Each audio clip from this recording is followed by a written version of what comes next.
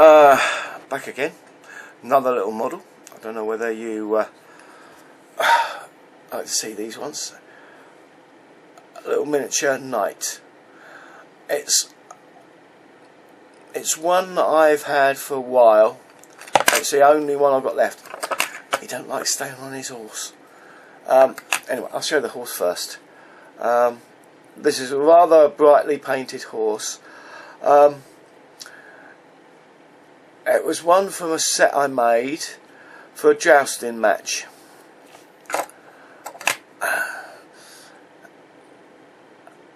I can't remember the ones I got these from.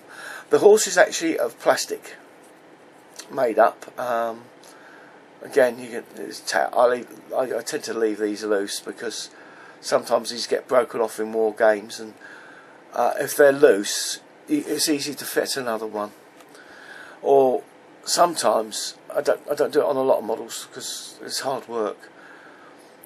I get a long-haired brush, cheap one. It doesn't have to be expensive, and I replace the tail with the brush hairs. It looks more realistic, but this one, it's a bit. He's like a bit of a cartoony. He's got this bear skin that's all over the back of him, and the paws are actually over his shoulder, and his head is mounted on his helmet. You see, so it's a real fierce bear, and he's actually got his. I don't know whether you can see his. Can you see his mouth on the bear? It's enormous. Anyway, again, this is under glass. When I say under glass, I don't mean this has got like a little crystal dome over the top of it, although I've had those. Now, if I tilt the camera up to the back end, you could see the cupboards on the wall. The white strips in the cupboards. Let me just pop this down. The white strips on the cupboards up there is actually draft excluder. I've always put that on those. These were actually floor mounted, floor standing glass display cabinets. I got them from Age Concern. They weren't a lot of money. It was nice and cheap. But I've taken the legs off and mounted them on the wall. I've got another two to put up yet. Again, these stopped me putting those up. Because I've got the tape on them, and especially in the middle, I know it's a bit much having the white tape down the middle of the glass. They don't do clear tape, unfortunately, so. But it does stop the dust getting into the cupboards. And it also stopped getting the smoke.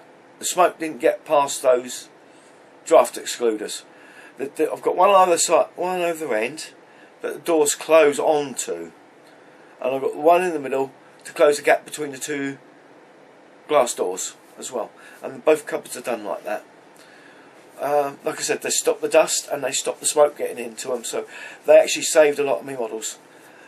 I'm going to get my mate David a pot of paint, and he can paint these for me.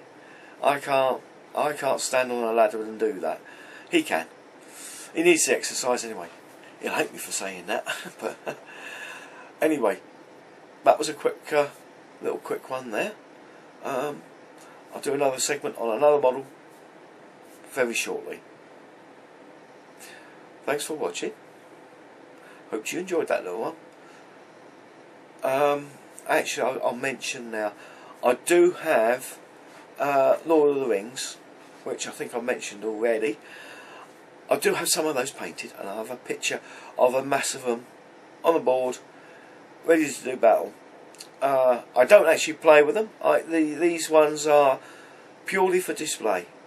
They're actually the ones from the magazine. I collected the whole magazine, the whole lot of the magazines, and I've still got a lot to paint, and I will be doing those in videos in a few weeks' time. I'm not a fast painter, but see what you think. Pictures coming up at the end of this.